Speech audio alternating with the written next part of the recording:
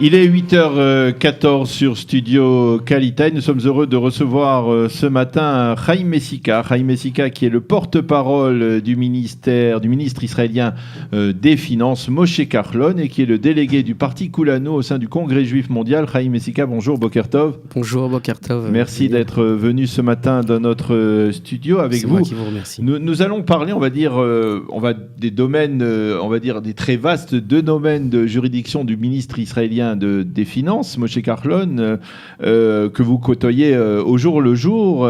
Mais nous voudrions, bien entendu, dans le cadre de Kalita, parler de lui à travers, justement, l'ALIA potentielle de l'Île-de-France. Cette ALIA, on en a beaucoup parlé la semaine dernière. On a parlé de cette ALIA de Metz, mais je ne veux pas que peut-être on reparle à nouveau de l'ALIA de Metz, mais plutôt du problème spécifique que rencontrent certains, par centaines, ou voire même par milliers, des candidats à l'ALIA, des gens qui envisageraient de faire leur alia en Israël, mais qui sont bloqués par des problèmes financiers. Tous les Olim de France, c'est un fait, on l'a dit, on l'a répété sur cette antenne, tous les Olim de France ne sont pas des Olim qui sont aisés, qui ont les moyens de s'acheter un appartement, certainement pas tous sur le bord de la plage des plages de Tel Aviv.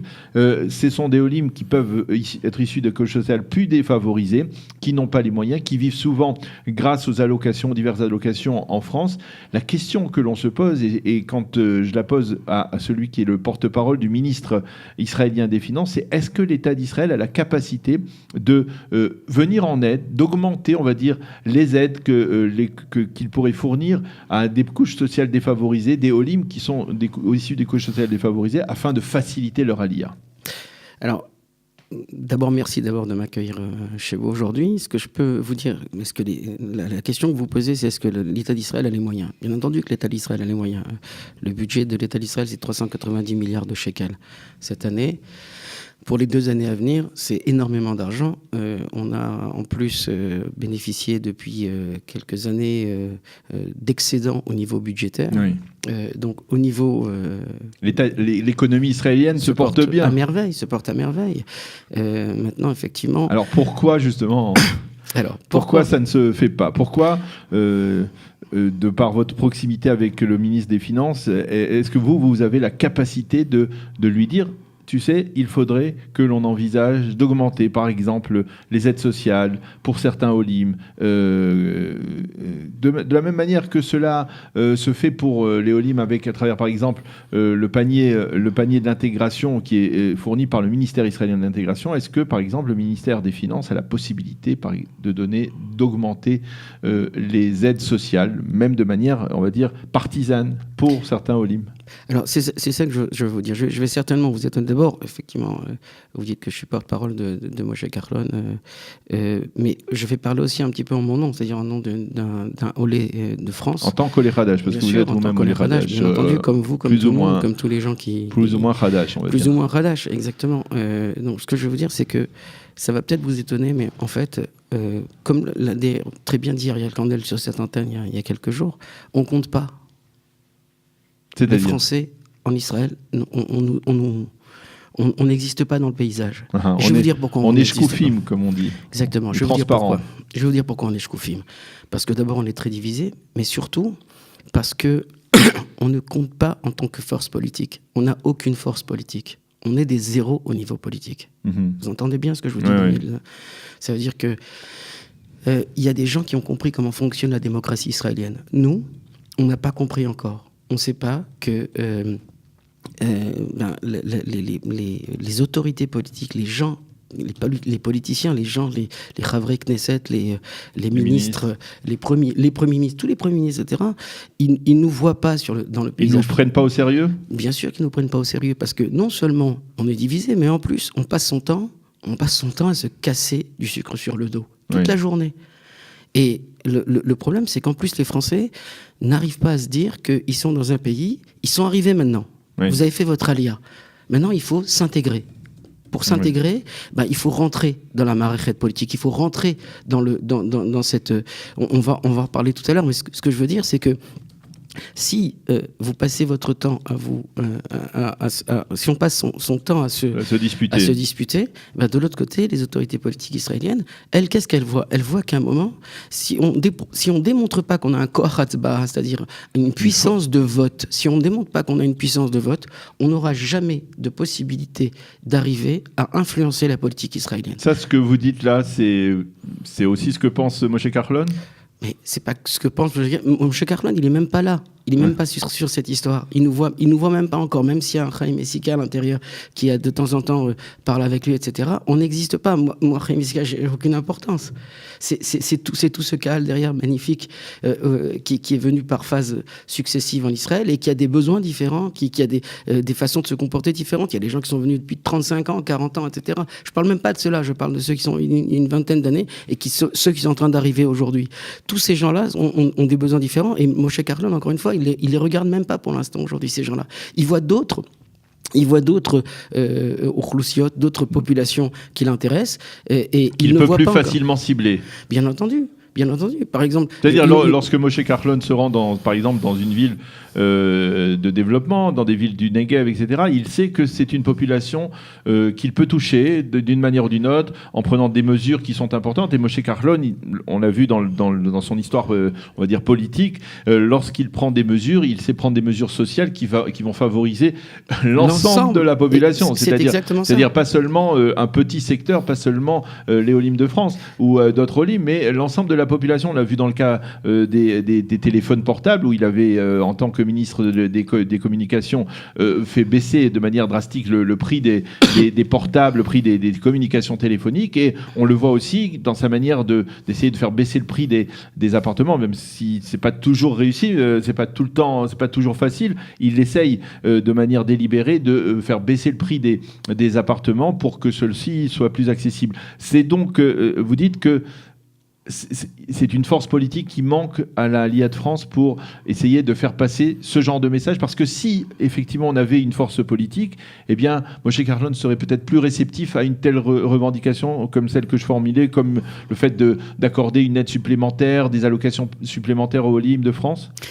Ça revient à la question que vous avez posée, est-ce que l'État d'Israël a les moyens? Bien sûr, l'État d'Israël a les moyens, mais le problème c'est que politiquement, éthiquement, ils se disent pourquoi favoriser telle population que telle autre. Oui. Tant qu'effectivement on n'est pas dans une situation de danger complet et à partir de la France, effectivement, tant qu'on n'est pas dans une situation d'urgence, comme ça a été le cas pour les Éthiopiens à un moment où on les a fait revenir sur des ailes d'aigle en Israël, tant que on n'est pas dans ce cas-là, et on n'est pas encore dans ce cas-là en France, j'espère qu'on n'y arrivera jamais, mais il y en a qui disent que c'est une histoire de quelques années.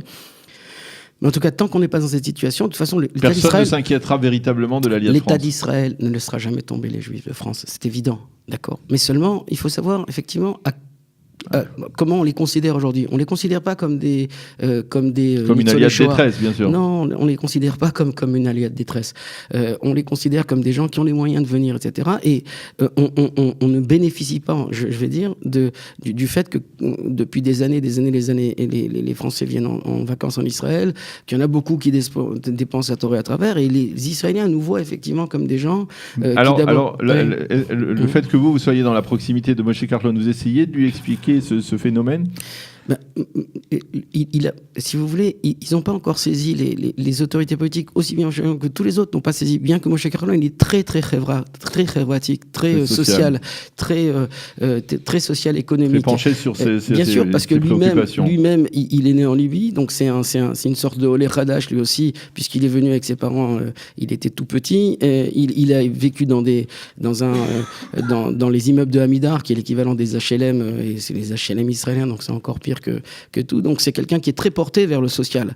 Mais il est porté vers le social de l'ensemble de la population israélienne, comme vous avez dit tout à l'heure. Donc il est beaucoup moins, si vous voulez, il s'attache beaucoup moins à des pans de la population. Mais moi je pense, et je pense que vous aussi vous pensez ça, qu'aujourd'hui il y a un vrai problème de l'alliance française.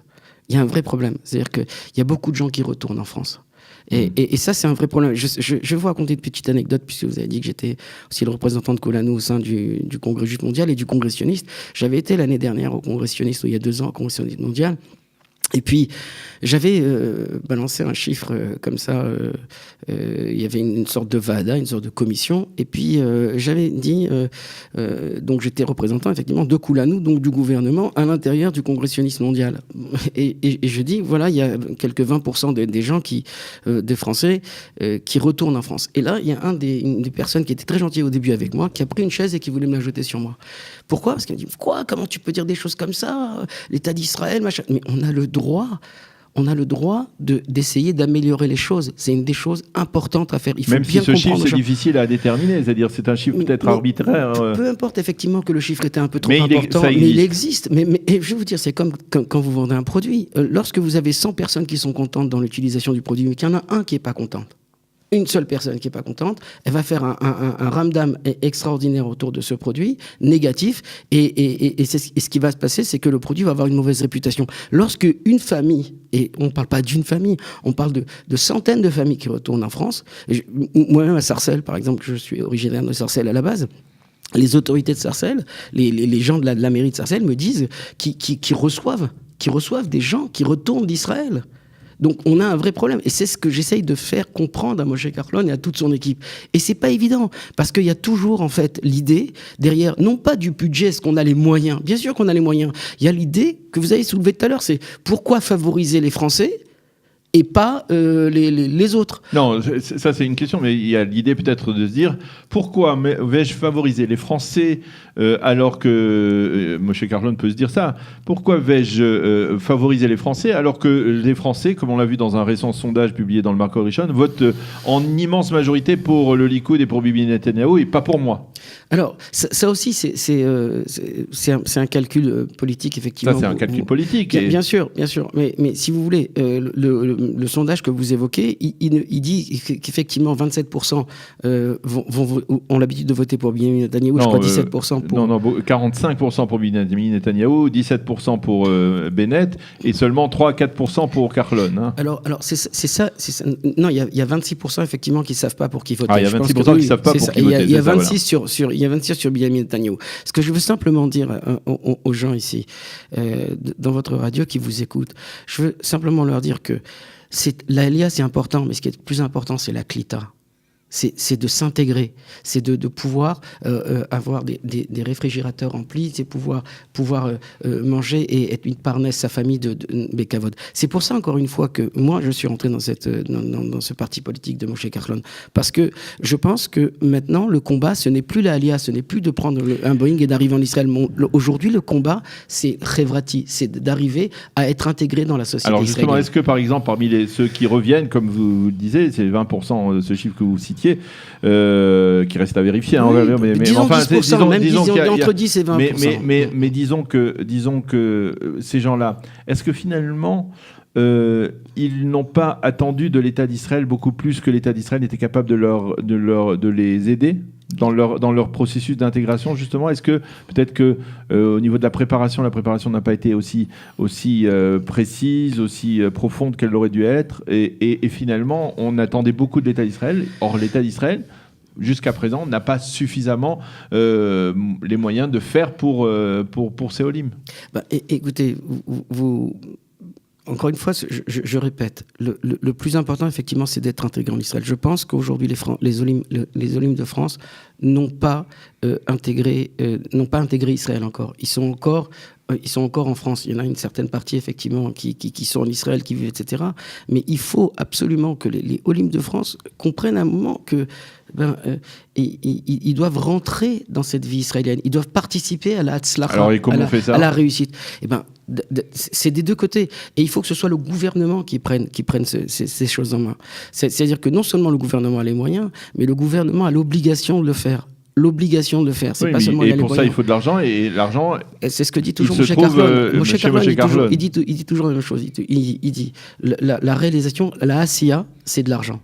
C'est des budgets. Il faut qu'on débloque des budgets pour justement faire en sorte qu'on puisse, par exemple, s'il faut faire de la discrimination positive, il faut faire de la discrimination positive. Si par exemple on doit intégrer, je vois dans la mairie de Jérusalem, par exemple, dans Asuta, l'hôpital qui vient d'ouvrir, etc., il n'y a pas assez de Français qui sont engagés. Pourquoi ? Parce que tous les postes, quasiment, ils sont pris, comme l'a dit très courageusement d'ailleurs Ariel Kandel sur votre antenne. Il a dit effectivement, comme par hasard, les postes, ils sont attribués à des Russes. Et pourquoi ? Parce que c'est pas si vous voulez, c'est pas une discrimination positive de fait, de droit, pardon, c'est une discrimination positive de fait qui est faite chez les Olim de Russie. Pourquoi ? Parce qu'ils ont su s'organiser, ils ont su être une force politique. Et aujourd'hui, vous avez un Lieberman qui a plusieurs Chavrei Knesset et qui sait justement influencer. Aujourd'hui, par exemple, à la Knesset, vous savez combien de députés français ? Je parle pas de députés francophones. Français, des gens qui ont vécu ce que vous et moi on a vécu, c'est-à-dire qui ont été dans l'école à la République, qui ont vécu en France une grande partie de leur... Zéro. Exactement. Vous savez combien de députés druzes ? Il y a quand même des députés qui ont une nationalité française, mais enfin c'est pas grave. Vous savez combien de députés druzes ? Les Druzes, qui est une communauté extraordinaire que je respecte beaucoup, c'est des Arabes qui est d'Israël. Il y a des gens qui sont... Il doit y en avoir au moins 4 ou 5. Il y en a 3. Et en plus, il y a un ministre, le ministre des Télécommunications, où il y a Ayub Karom. C'est extraordinaire. Et nous, c'est zéro. Aussi bien au niveau des Chavrei Knesset, aussi bien au niveau des Moetzot. Donc ça veut dire que... ça veut dire que vous soutenez les initiatives qui ont été prises au cours des dernières semaines comme Alenu qui a ce mouvement qui veut justement faire en sorte de faire élire à l'intérieur des conseils municipaux en perspective des prochaines élections municipales d'octobre prochain des représentants francophones qui défendront les droits des Olim de France. Nous, si vous voulez, on a décidé avec Benjamin Lashkar justement de monter une liste qui va s'appeler Mahalim, qui va être une liste effectivement qui est différente de Alenu ? Qui n'est pas du tout Alenu, c'est l'eau Alenu. Non, je rigole, c'est une blague. Donc, mais ça veut dire, vous parlez d'unité au sein des Olim de France, au sein afin que nous soyons forts, et déjà votre première initiative, c'est une initiative de séparatisme, on va dire. Non, c'est pas du tout une initiative séparatiste, c'est justement... Il y a une liste et il y en a une seconde qui va arriver. Vous savez, on va essayer de regrouper un maximum de gens autour de cette idée, et si vous voulez, étant donné que c'est un enjeu local, on pense qu'effectivement, on a une forte chance de pouvoir réussir à faire quelque chose. Je ne vais pas rentrer dans les problèmes de séparation. Ce que je veux vous dire simplement, c'est qu'il faut absolument que les Olim de France rentrent dans la marée politique. Il y a une chose qu'il faut qu'ils arrêtent de faire. Il y a une chose qu'il faut qu'ils arrêtent de faire de manière complètement... c'est de dire on est apolitique. Il faut arrêter avec ce traumatisme qu'on a qui vient de la diaspora, qui vient de la galoute. C'est de se dire effectivement, quand moi j'étais à Sarcelles justement, on se demandait toujours est-ce qu'on va voter pour le RPR ou bien pour le Parti Socialiste, et on avait toujours peur de se mettre au milieu parce qu'on se disait si on vote d'un côté, alors on va se fâcher les autres, on va mettre la communauté à dos. Donc c'est pas comme ça. Israël, c'est notre pays. Ici, on a le droit d'être politique. Tout le monde est politique, tout est politique ici. Donc il faut justement se politiser. Il faut rentrer. Quels que soient les efforts, et tous les efforts sont bien. Vous parlez de la municipalité, il faut qu'il y ait un maximum de gens dans toutes les listes, pas seulement une liste qui soit unie ou unifiée. D'ailleurs, je ne suis pas forcément pour ça. Ce qui m'intéresse simplement, c'est qu'il y ait un maximum de gens qui rentrent dans la marée politique et qui puissent influencer cette marée politique, c'est-à-dire ce système politique. Il faut rentrer dans ça. Alors, je crois que le message est bien passé de ce point de vue. Je le disais, vous le précisiez, effectivement, vous êtes le représentant de Kulanu au sein du Congrès juif mondial. Ça vous a permis, il y a quelques jours, d'être à Varsovie pour assister au 75e anniversaire de la révolte du ghetto de Varsovie. Vous êtes revenu de là-bas avec des émotions, des sentiments. Alors, c'est absolument formidable en présence de Ron Lauder, le président du Congrès juif mondial. Ron Lauder qui était donc présent et qui était très fatigué, mais qui a quand même tenu à venir après une sorte de vous savez, il y a eu une sorte de marloquette, je sais pas comment de polémique. De polémique effectivement autour donc du ghetto de Varsovie et pas du ghetto de Varsovie, mais surtout des camps. La relation avec la Pologne. Voilà. exactement. Donc, il y avait le président Douda qui était là, etc. Et donc, les choses ont été clairement dites de notre côté. C'est-à-dire, on a dit que, d'abord, on n'avait jamais dit que les camps étaient des camps polonais, mais c'était des camps nazis, mais qui étaient installés en Pologne. C'est ce qu'on a toujours dit. Mais finalement, si vous voulez, l'intéressant dans le ghetto de Varsovie, dans ce voyage, c'est la découverte justement de ces archives de Ringelblum, dont j'ai parlé récemment dans Aguesher. Ces archives, en fait, on s'est aperçu finalement que toutes les informations qu'on avait du ghetto de Varsovie, on les avait obtenues, toutes les images qu'on avait, on les avait obtenues de la propagande nazie, c'est-à-dire Goebbels, ce qu'il avait organisé, etc. Et donc, en fait, la vue et le narratif qui a été organisé autour du ghetto de Varsovie a été en fait allemand. Et là, effectivement, on a vu quelque chose d'extraordinaire. Effectivement, on a retrouvé la vie du ghetto. La vie du ghetto à travers la vue, non pas des nazis, mais la vue des juifs qui, justement, avaient organisé toutes sortes de résistances et qui ont mené, justement... Toutes sortes d'activités, même d'activités culturelles, théâtrales. Il y avait des activités de poèmes, il y avait des choses comme ça. Donc, ils ont appelé ça, en plus, leur petit groupe Oneg Shabbat. Et donc, ces archives-là, en fait, elles ont été retrouvées quelques années après, et en plus, elles ont été restaurées. Et comme ça a mis du temps à prendre tout ça, ce qui s'est passé, c'est que on a un peu loupé, on a tous un peu loupé. Je me suis rendu compte, effectivement, là-bas, que les 500 personnes qui étaient avec nous, quasiment personne ne connaissait l'existence de ces archives. Voilà exactement ce que j'ai ramené de là-bas, et je trouve que c'était franchement impressionnant quand on était dans ce musée, le musée Polim. Une des choses qu'on a découvert d'ailleurs extraordinaire, c'est que lorsque les Juifs, il y a une histoire des Juifs en Pologne qui est extraordinaire, qui commence il y a 600 ans, et les Juifs débarquent en Pologne à partir justement de l'Espagne, ils se sauvent de l'Espagne, ils veulent faire comme Christophe Colomb, c'est-à-dire retrouver peut-être un nouveau monde et un endroit où s'installer. Et ils arrivent en Pologne et ils voient donc des arbres, des forêts, c'est très très verdoyant là-bas, et ils arrivent et ils se disent, tiens, on va s'installer ici. Et comment il dit ça ? Il dit ça en hébreu. Pauline. Ici, on va dormir. Oui. Pauline. Le nom de la Pologne a été donné par le juif. C'est extraordinaire. C'est une des découvertes que j'ai faites là-bas. Merci beaucoup, Chaim Sika, d'avoir été avec nous, d'être venu ce matin dans notre studio pour nous parler donc de cette nécessaire mobilisation, on va dire, de la communauté francophone des Olim, en tout cas pour faire passer son message, sur le plan politique en particulier, donc sur ces impressions de votre dernier voyage à Varsovie à l'occasion du 75e anniversaire de la révolte du ghetto de Varsovie dans le cadre de vos fonctions au Congrès juif mondial. Merci d'avoir été avec nous et Shavua Tov. C'est moi qui vous remercie, Shavua Tov. Voilà, nous allons marquer une pause musicale et on se retrouve dans quelques instants pour la revue de la presse et des médias israéliens.